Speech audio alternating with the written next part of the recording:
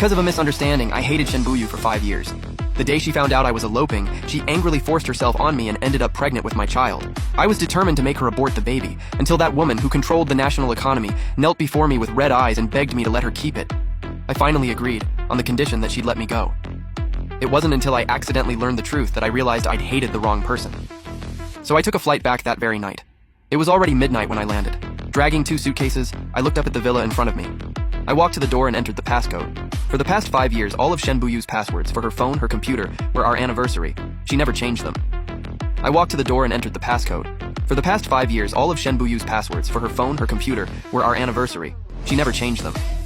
I pushed the door open to complete darkness. Usually, when I came home, she would be sitting on the couch holding our kid, waiting for me. This time, the house was empty and it felt a bit weird. But I came back secretly this time. Plus, after a red-eye flight, I was pretty exhausted, so I didn't call her.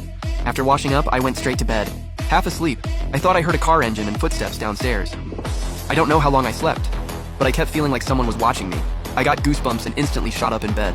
Turning on the bedside lamp, I saw Shen Buyu sitting by my bed, staring at me and holding my hand. Startled that I woke up suddenly, she panicked, quickly let go of my hand and stood up.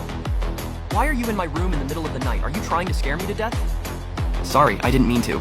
I just saw your luggage downstairs and knew you were back, so I wanted to see you. Hearing this, I checked my phone. It was 1:30 a.m. Why are you back so late? Shen Buyu didn't expect me to care. She froze in shock before finally snapping out of it. The company has a new project, so it's been busy and I got off late. I dropped Xiaoning off at her great-grandma's. Why didn't you tell me you were coming back so I could pick her up? I didn't mean you had to tell me. I just meant I could have brought Xiaoning back to keep you company. Watching her expression change over and over, I found it kind of funny. I mean, I'm pretty handsome. Why is she so terrified of me? Just bring Xiaoning back tomorrow, it's late. You should go get some rest too. The moment I said that, her face lit up. She nodded vigorously and quickly said, okay. Clearly, my attitude today was a huge surprise for her. Watching the door gently close, I lowered my head and sighed silently. The next morning, I went downstairs to find Shen Buyu sitting formally at the dining table. Despite her serious CEO vibe, she looked exactly like a primary school student sitting up straight to impress the teacher. Watching her, I couldn't hold it in and just laughed out loud. Hearing the sound, Shen Buyu turned around and visibly tensed up, not even knowing where to put her hands. When I walked over and sat down, she got even more nervous. We rarely ate together before, let alone sat this close. Seeing me act so out of character, she was terrified I was about to drop the word divorce. Luckily, I didn't say anything, just stared at the lavish breakfast. I was worried you wouldn't be used to domestic food after coming back from abroad, so I had the maid make both Chinese and Western breakfast.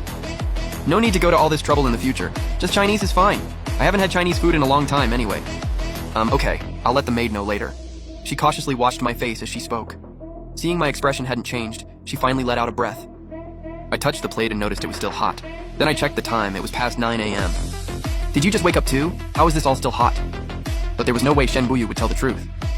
What I didn't know was that, unsure of when I'd wake up, she had pushed back all her meetings and sat at the table since 6 a.m. She had the breakfast reheated over and over, just so I'd have a hot meal when I finally came down. Yeah, I just got up too. I didn't doubt her. It's past 9 already, don't you have to go to work today? The company isn't busy today, so no need. Hearing that, I paused my eating. I clearly remembered her saying just last night that she was super busy with a new project. But I didn't call her out on it. When is Xiaoning coming back? She'll be back in a bit. I called my parents and the driver's bringing her over soon. I nodded again. Ever since we got married, I disliked Shen Buyu, and naturally everything associated with her. I'd only met her parents once at our wedding. For years, she had been the one mediating between me and her parents. But things were different now. I planned to visit them once our relationship smoothed out. After eating, I curled up on the couch to play on my phone. Shen Buyu pretended to be super busy, taking the dishes to the kitchen and pacing around near me. She hesitated for a long time, not daring to come closer. She wanted to ask me something, but was afraid of annoying me. Finally, she retreated a few meters and was about to head upstairs to the study. I guess I had to be the one to break the ice. Seeing her about to leave, I quickly called out to her. Shen Buyu, is there something you want to say to me? She was thrilled, totally not expecting me to notice her. I wanted to ask, how many days are you staying this time? I'm not sure. Probably for a while. I took a vacation and won't be working for the next few months. Shen Buyu hadn't dared to get her hopes up, so when I answered, she just instinctively replied with an "oh." But a second later, she snapped her head up in disbelief. Wait, a few months? She thought she was hearing things. Ever since we got married, I'd avoided coming home as much as possible, and even when I was around, I never initiated a conversation. Are you staying at home these next few months? Should I buy some new things for you? No wait, I already change everything in your room every month. How about you write up a menu and I'll... Whoa, stop! You don't need to do all that. What I have is fine. You don't need to change a thing. Seeing me interrupt her impatiently, Shen Buyu realized she was rambling. She stomped her foot in frustration. Shen Buyu, pull yourself together. It's just a few months, don't get too excited. Calm down or Fang Shu is going to get annoyed with you. She thought to herself and was just about to apologize. But before she could open her mouth, a car engine echoed outside, followed by hurried footsteps. A little girl ran in, shouting for her mom.